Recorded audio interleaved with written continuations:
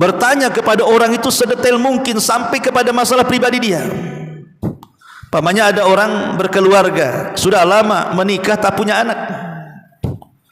Kemudian kita datangi suaminya, kenapa istri antum kok enggak punya anak? Mandul ya. Coba masalah orang kita tanyakan. Ya. Bagus kawin lagi aja lah kau, katanya. Berpunya istri dua nanti banyak anak. Itu kan mancing-mancing keributan, bukan mancing ikan tuh. Ya. Lah ini kalau sudah masuk privasi orang, nggak boleh, ini namanya tajassus namanya. Karena bagaimanapun Allah Subhanahu wa taala melarang, ya ayyuhalladzina amanu ijtanibu katsiran minadh-dhanni inna ba'dadh-dhanni itsmun wala tajassasu. Jangan kalian tajassus, mengorek-ngorek dengan pertanyaan orang sedetail mungkin sampai ke masalah privasi dia, masalah urusan rumah tangga dia ditanyakan dia.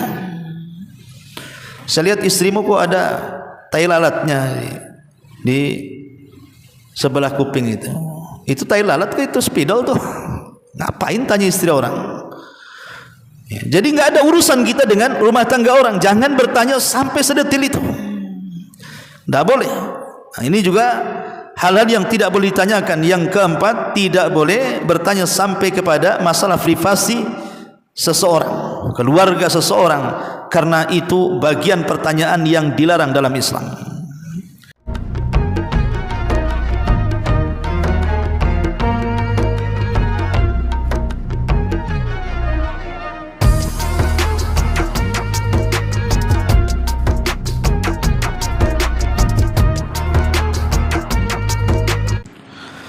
Wa ala alihi wa sahbihi wa mawalah wa la hawla wa la quwata illa billahi wa ba'du.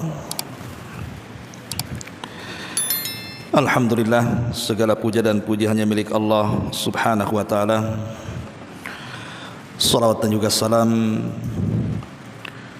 kita hadiahkan kepada Rasul kita Nabi besar Muhammad sallallahu alaihi wa ala alihi wasallam. Baik, pembahasan di malam hari ini kita akan membahas tentang beberapa perkara tidak boleh ditanyakan. Sebab kalau bertanya tentang masalah-masalah ini bisa fatal akibatnya, bahkan terjerumus kepada hal-hal yang diharamkan Allah Subhanahu wa taala. Artinya pembahasan malam ini jangan bertanya soal yang kita akan bahas. Ma'asyiral muslimin yang dimuliakan Allah Subhanahu wa taala. Tidak memperpanjang muqaddimah. Hal pertama yang tidak boleh ditanya adalah bicara tentang zat Allah Subhanahu wa taala. Kita dilarang untuk bertanya tentang zat Allah Subhanahu wa taala. Termasuk juga bertanya tentang kaifiyah. Bagaimana Allah Subhanahu wa taala melakukan perbuatan-perbuatan tertentu, maka kita dilarang untuk bertanya bagaimana perbuatannya, bagaimana bentuk perbuatannya. Al-Imam Abu Nu'aim dalam kitabnya Al-Hilyah, beliau mengatakan tafakkaru fi khalqillahi wa la tatafakkaru fillahi. Renungkanlah oleh kalian tentang ciptaan-ciptaan Allah, tetapi jangan terfikir soal zat Allah Subhanahu wa taala. Riwayat ini dihasankan oleh Syalbani rahimahullahu taala. Kenapa demikian? Al-Imam At-Tahawi atau Abu Ja'far At-Tahawi dalam kitabnya Aqidah Tahawiyah mengatakan, karena Allah Subhanahu wa taala itu la tablughul awhamu wa la tudrikuhul afhamu wa la yushbihul anamu. Allah Subhanahu wa taala tidak mungkin dijangkau dengan imajinasi kita. Dan Allah Subhanahu wa taala juga tidak mungkin terjangkau dengan pemahaman dan pemikiran kita. Dan Allah Subhanahu wa taala tidak sama dengan makhluk-makhluk yang diciptakannya. Bagaimana mungkin kita tahu tentang zat Allah Subhanahu wa taala? Makanya dilarang, tidak boleh seseorang bertanya soal itu. Dahulu di zaman salaf ada seseorang datang kepada Imam Malik ibn Anas radhiyallahu anhu rahimahullahu taala. Ma'ruf, Imam Malik adalah imam madhab, pendiri madhab Maliki. Kunyahnya Abu Abdullah. Ditanyakan kepada Imam Malik rahimahullahu taala, "Ya Abu Abdullah, Ar-Rahman 'alal arsy istawa. Kaifa istiwa?" Jadi Imam Malik ditanya tentang istiwa Allah Subhanahu wa taala. Bersemayamnya Allah di atas arsy ini seperti apa? Maka Imam Malik rahimahullahu taala menggelengkan kepalanya. Kemudian keringatnya mulai keluar dan mulai menetes saking marahnya. Baru kemudian dia angkat kepalanya dan mengatakan, "Man sa'il?" Siapa yang bertanya tadi? Kemudian Imam Malik rahimahullahu taala mengatakan, "Al-istiwa'u ma'lum ghairu majhul wal kaifu ghairu ma'qul wal imanu bihi wajibun was su'alu anhu bid'atun wa ahsibuka annaka rajulun su'." Kata Imam Malik rahimahullahu taala, istiwanya Allah itu maklum, diketahui secara makna. Tetapi bagaimananya akal tidak menjangkaunya. Sementara beriman tentang istiwanya Allah itu wajib. Dan bertanya soal istiwa itu adalah bid'ah. Dan aku sangka ini engkau bukan orang baik-baik. Kemudian Imam Malik mengusir orang itu. Jadi kita tidak boleh bertanya soal zat Allah Subhanahu wa taala, termasuk sifat-sifatnya. Seperti Allah Rasul sallallahu alaihi wasallam mengatakan, "Yanzilu rabbuna ila samai dunya fi kulli thuluthil lailil akhir wa dzalika kulla lailatin." Allah turun ke langit dunia dan itu di sepertiga malam akhir, dan itu setiap malam. Kemudian Allah Subhanahu wa taala berfirman kepada hamba-hambanya, "Man yad'uni fa astajiba lah, wa man yas'aluni fa utiya, wa man yastaghfiruni fa aghfir lah." Siapa yang berdoa ku kabulkan, siapa yang minta ku beri, siapa yang minta ampun ku ampuni dosa-dosanya. Kalimat yanzil turun secara makna ma'ruf, ya turun dari atas ke bawah, itulah turun. Tapi bagaimana turunnya akal kita tidak menjangkaunya. Bahkan imajinasi kita tidak mampu membayangkannya. Yang jelas turunnya Allah tidak sama dengan makhluknya. Laisa kamitslihi syai'un wa huwas samiul basir. Allah tidak sama dengan makhluknya. Yang penting kita beriman Allah turun, selesai. Bagaimana turunnya? Wallahu a'lam. Jangan ditanya. Karena bertanya bagaimana turunnya Allah adalah pertanyaan bid'ah, kata Imam Malik. Ini persoalan pertama, hal yang tidak boleh ditanyakan. Yang kedua, tidak boleh bertanya kepada dukun. Baik bertanya langsung datang ke dukun, nyambangi rumahnya kemudian bertanya sesuatu, atau lewat surat, atau sekarang mungkin lewat WA, grup-grup dan begitu seterusnya, chat dan SMS, tidak boleh. Kenapa demikian? Karena bertanya kepada dukun itu bahaya. Walaupun hanya sekedar bertanya, apalagi sampai membenarkan jawabannya, lebih bahaya lagi. Kata Nabi sallallahu alaihi wasallam, "Man ata arrafan fasa'alahu an syai'in lam tuqbal lahu salatu arba'ina lailatan." Siapa yang datang ke dukun, bomo, paranormal, penasihat spiritual atau apa namanya, sama aja itu jenisnya, beda nama, makhluknya sama, itu juga dukun istilahnya. Kata Nabi SAW, siapa yang datang ke dukun kemudian bertanya tentang sesuatu, hanya bertanya,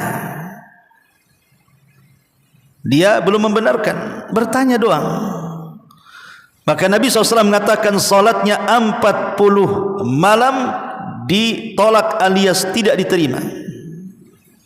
Ada yang mengatakan maksudnya salat yang sudah dilakukannya. Selama 40 hari kita jungkir balik salat isya, subuh, zuhur, asar, maghrib, balik lagi selama 40 hari ditolak oleh Allah Subhanahu wa taala, hanya sekedar bertanya. Bagaimana kalau sampai membenarkannya? Berat lagi. Karena Nabi sallallahu alaihi wasallam mengatakan man ata kahinan aw arrafan fasaddaqahu bima yaqul faqad kafara bima unzila ala Muhammadin sallallahu alaihi wasallam. Siapa yang datang ke kahin atau arraf, dua-duanya dukun, cuman istilah para ulama kalau kahin itu berbeda dengan arraf. Kalau kahin ini meramal sesuatu yang sudah berlalu. Kalau arraf itu meramal sesuatu yang akan datang. Dua-duanya dukun.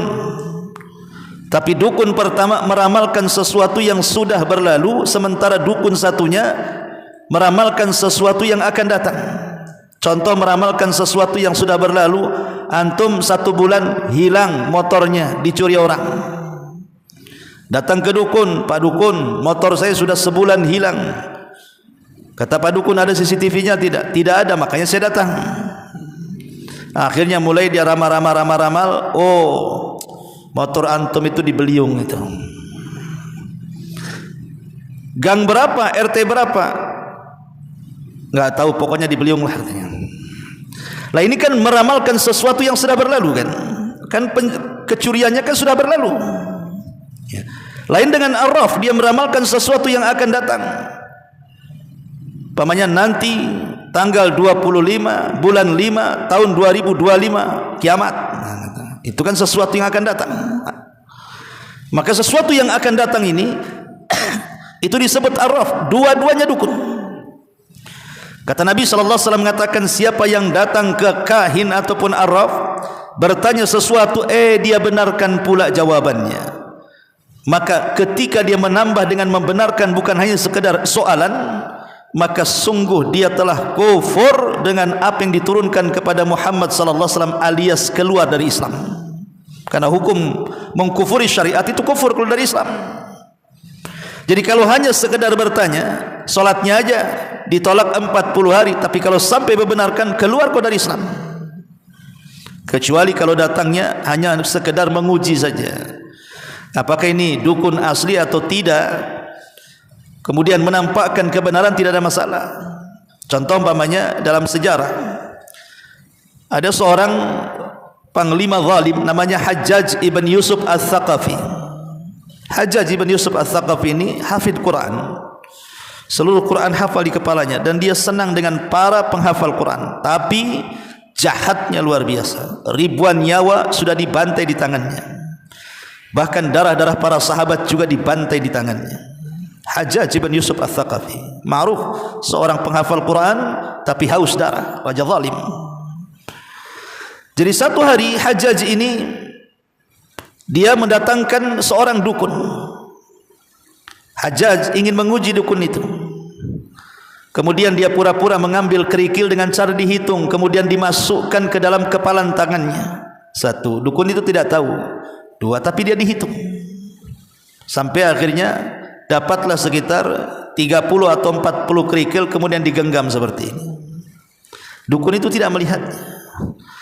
Kemudian Hajjaj mengatakan, wahai fulan, tahukah berapa isi daripada kerikil yang di kepalan tanganku ini?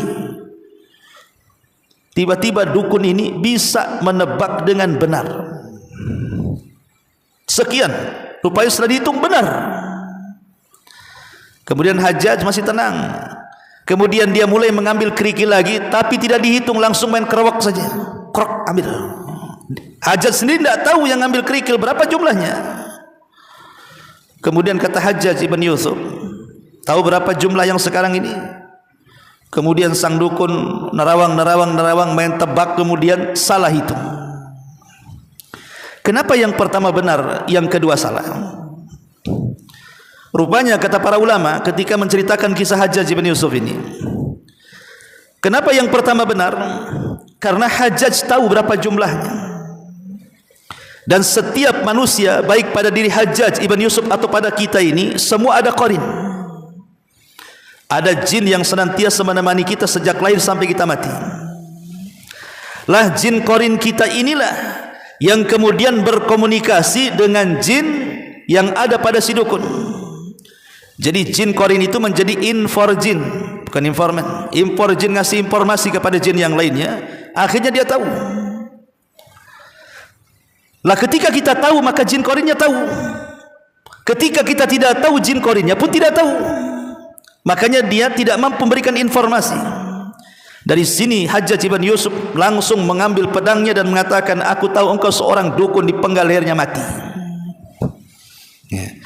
Ma'asyiral muslimin yang dimuliakan Allah Subhanahu wa taala. Maka jangan sekali-kali datang ke dukun bertanya kepada dukun. Apalagi sekarang banyak dukun-dukun cabul. Hati-hati.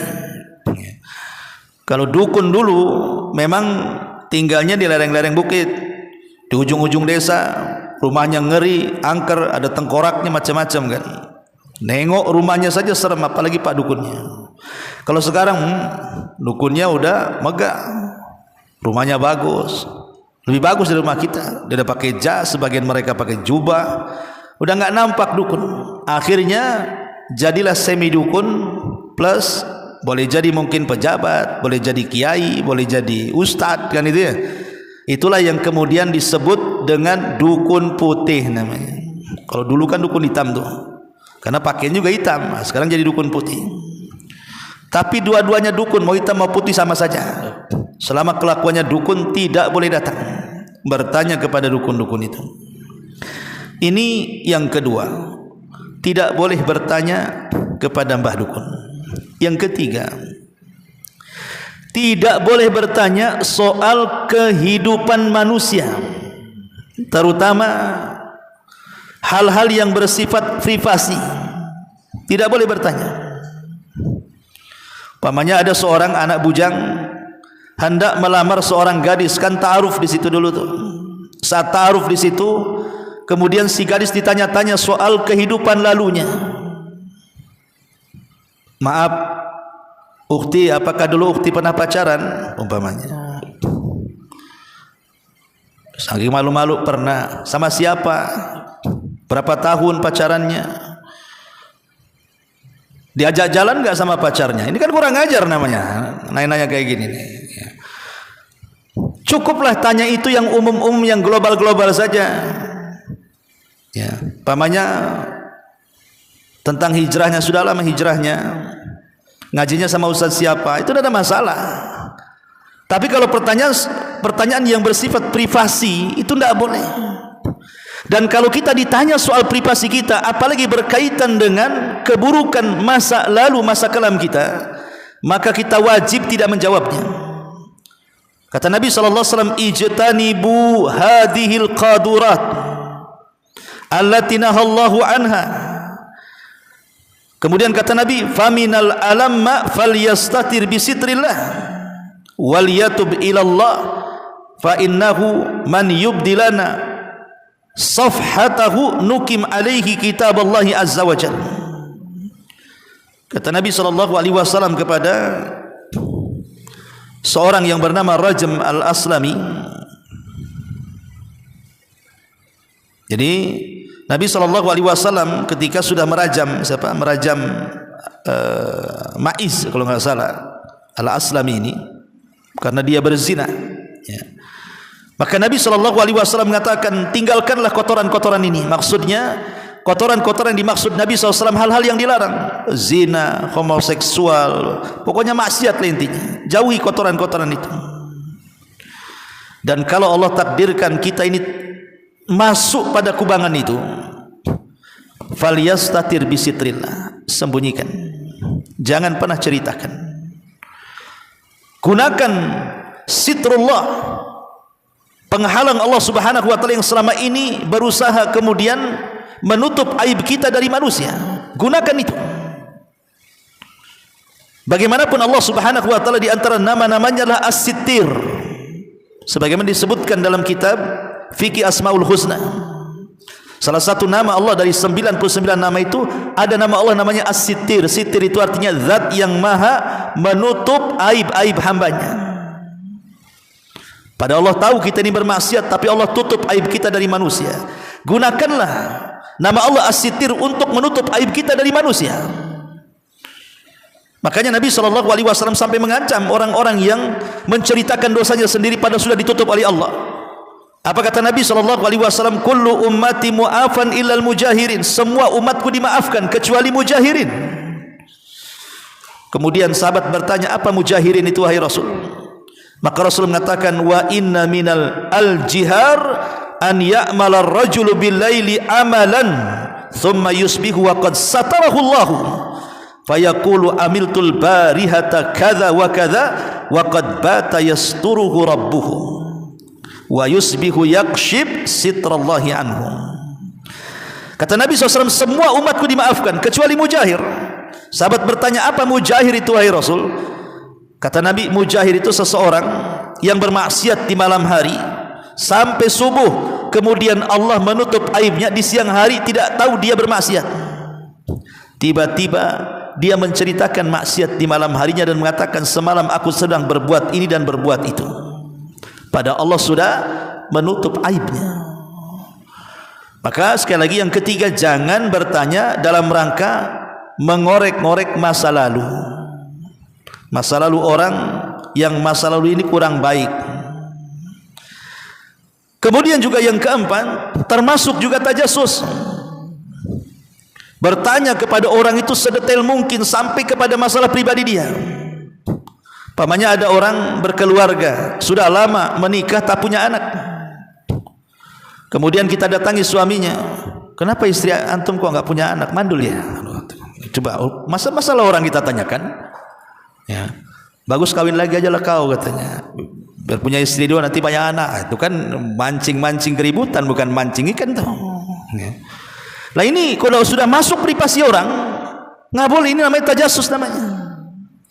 Karena bagaimanapun Allah Subhanahu wa taala melarang, ya ayyuhalladzina amanu ijtanibu katsiran minadh-dhanni inna ba'dadh-dhanni itsmun wala tajassasu. Jangan kalian tajasus, mengorek-ngorek dengan pertanyaan orang sedetail mungkin sampai ke masalah privasi dia, masalah urusan rumah tangga dia, ditanyakan dia. Saya lihat istrimu kok ada tai lalatnya di sebelah kuping itu. Itu tai lalat ke itu spidol tuh? Ngapain tanya istri orang? Ya, jadi nggak ada urusan kita dengan rumah tangga orang. Jangan bertanya sampai sedetil itu. Nggak boleh. Nah, ini juga hal-hal yang tidak boleh ditanyakan. Yang keempat, tidak boleh bertanya sampai kepada masalah privasi seseorang, keluarga seseorang, karena itu bagian pertanyaan yang dilarang dalam Islam. Ma'asyiral muslimin yang dimuliakan Allah Subhanahu wa taala. Termasuk juga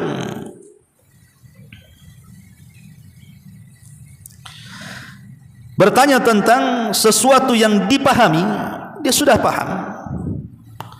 Kemudian hal-hal yang dipahami itu ditanyakan kembali dalam rangka menguji, bukan untuk diambil manfaatnya bagi orang lain. Lain kalau diambil manfaatnya, umpamanya kan, antum di pengajian seperti ini, antum sudah tahu, tapi antum sengaja, Ustaz, bagaimana hukum rasuah? Karena mungkin di sekitar situ banyak pejabat, umpamanya. Tahu namanya hukum rasuah haram, ya. Untuk diambil pelajaran, yang lain nggak apa-apa. Tapi antum sudah paham, antum ngetes Ustaz antum, ini Ustaz ini bego ke cerdas nih, sudah tahu. Kemudian ditanya untuk mempermalukan ustaz yang antum tanya, syekh yang antum tanya, alim yang antum tanya, tuan guru yang antum tanya, kiai yang antum tanya, hanya untuk mempermalukan dia, nggak boleh. Antum tidak sedang bertanya, antum sedang membongkar aib orang. Apalagi yang dipermalukan itu bukan orang biasa, tapi juru dakwah. Atau juga pertanyaan yang pertanyaan itu betul-betul menyimpang dari Al-Quran dan Sunnah Nabi SAW. Jadi pertanyaan itu sangat menyimpang dari Al-Quran dan Sunnah Nabi SAW dengan cara mempertentangkan Al-Quran satu ayat dengan ayat yang lainnya. Sengaja membuat orang bingung. Karena di zaman Umar ada orang dari Syam datang ke kota Madinah, masuk ke pasar-pasar kaum muslimin, kemudian bertanya kepada kaum muslimin yang ada di pasar-pasar itu dengan mempertentangkan satu ayat dengan ayat yang lainnya, seolah kok bisa ya ayat ini kok mengatakan seperti ini, ayat itu mengatakan seperti itu, masa sih? Akhirnya membuat bingung orang pasar. Orang ini ditangkap, dihadapkan kepada Umar bin Khattab radhiyallahu anhu karena menyebar syubhat di tengah-tengah masyarakat. Maka Umar radhiyallahu mengatakan, aku mendengar engkau masuk ke pasar-pasar kaum muslimin, kemudian bertanya kepada mereka dan mempertentangkan satu ayat dengan yang lainnya. Bukankah Allah mengatakan fas'alu ahla dzikri in kuntum la ta'lamun? Tanya kepada pakarnya. Kenapa kau tanya kepada orang pasar? Sekarang mana pertanyaanmu? Coba tanyakan kepada saya. Kemudian karena dia takut dengan Umar bin Khattab radhiyallahu mengatakan dia hanya diam. Kata Umar, ambilkan tongkat. Kemudian Umar memukul kepalanya. Kemudian orang ini mengatakan, tidak wahai Umar, aku tidak sedang mempertentangkan Al-Quran dan Sunnah. Kata Umar, dipukul lagi kepalanya. Sudah hilang syubhatmu di kepalamu? Katanya. Sudah wahai Umar, saya tidak akan melakukannya lagi. Dari sini kita tahu bahwa bertanya mempertentangkan satu ayat, satu hadis dengan hadis yang lainnya supaya membuat manusia bingung, maka ini haram, tidak boleh. Karena akhirnya menimbulkan keraguan-raguan kepada wahyu jadinya. Membuat keraguan-raguan terhadap hadis Nabi SAW, tidak boleh. Atau mungkin bertanya yang sifatnya pertanyaan ta'annud, pertanyaan yang membeban-bebankan atau membuang-buang waktu untuk dijawab. Contoh umpamanya pertanyaan yang pernah dilakukan Bani Israel kepada Nabi Musa soal pembunuhan orang kaya, dan ingin menyingkap siapa pembunuhnya. Mereka bertanya kepada Musa, wahai Musa, singkaplah siapa pembunuhnya, berdoalah kepada Rabbmu. Maka Musa pun berdoa, kata Musa begini, sebaiknya kalian datangkan kepadaku sapi betina, Baqarah. Kalau seandainya Bani Israel langsung mengambil sapi itu kemudian diserahkan kepada Nabi Musa untuk dipotong dan diambil bagian tubuhnya untuk dipukulkan kepada orang mati dan bertanya siapa pembunuhnya, selesai urusannya. Tapi Bani Israel ini bertanya ta'anud, memberat-beratkan. Malah bertanya, oke, sapi betina, macam mana umurnya, macam mana warnanya, pernah dipekerjakan atau tidak? Akhirnya kemudian soalan-soalan ini menambah rumit, sehingga Al-Quran mengatakan hampir-hampir mereka tidak mendapatkan sapinya. Bukan tidak ada sapinya, harga sapinya melambung selangit, harus dibeli dengan emas seberat sapi yang akan disembelihnya. Itu namanya ta'annud, bertanya memberat-beratkan diri sendiri. Jadi ada persoalan-persoalan itu yang tidak boleh kita tanyakan, sebab kalau bertanya itu terkadang kita akan menyesal. Seperti di zaman Nabi. Di zaman Nabi ada seseorang ketika mendengar ayat Al-Quran, walillahi ala nasi hijjul bait, Allah Rasul membacakan ayat dan kewajiban kita kepada Allah adalah melaksanakan haji ke Baitullah. Tiba-tiba seorang laki-laki mengatakan, afi kulli amin Rasul, apakah tiap tahun? Nabi SAW diam. Kemudian orang ini mengatakan, Rasul, apakah setiap tahun kewajiban haji? Rasul diam. Kemudian orang ini mengatakan, afi kulli amin, apakah setiap tahun wahai Rasul? Rasul diam. Kata Rasul, walladhi nafsi biyadi lau qultuha lawajabat, demi zat yang jiwaku berada di tangannya, kalau aku iyahkan sehingga menjadi sebuah kewajiban, kalian tidak sanggup melakukannya. Apa yang kalian tanyakan? Jadi ada hal-hal yang tidak boleh ditanyakan. Makanya kenapa Allah mengatakan la tas'alu an asya'in tubdalakum tasukum. Jangan kalian bertanya tentang sesuatu yang kalau dijawab membuat kalian menyesal jawabannya. Ma'asyiral muslimin yang dimuliakan Allah Subhanahu wa taala, ini di antara soalan-soalan yang tidak boleh ditanyakan. Adapun soalan-soalan yang memang terkadang dianjurkan ditanyakan, ya seperti di majelis-majelis ilmu, antum bertanya soal hukum ini, hukum itu untuk sebagai pengetahuan dan sebagai amalan, maka itu bagus. Atau kepada tetangga atau saudara bertanya soal keadaan mereka. Macam mana kaifa haluka ya akhi? Bagaimana kondisimu? Kaifa sya'nu, kaifa umuruk? Bagaimana perkaramu? Bagaimana masalahmu? Enggak ada masalah. Itu justru dianjurkan sebagai bentuk hak kita kepada tetangga, kerabat atau teman dekat ingin mengetahui kondisi orang ini. Jadi boleh pertanyaan, tidak semua pertanyaan dilarang, tidak. Tapi yang dimaksud yang dilarang adalah soalan-soalan yang sudah saya jelaskan dari awal tadi. Inilah di antara pembahasan singkat, mudah-mudahan ada manfaatnya. Subhanaka bihamdika asyhadu an la ilaha illa anta astaghfiruka wa atubu ilaik. Allahu ta'ala alam. Assalamualaikum warahmatullahi wabarakatuh.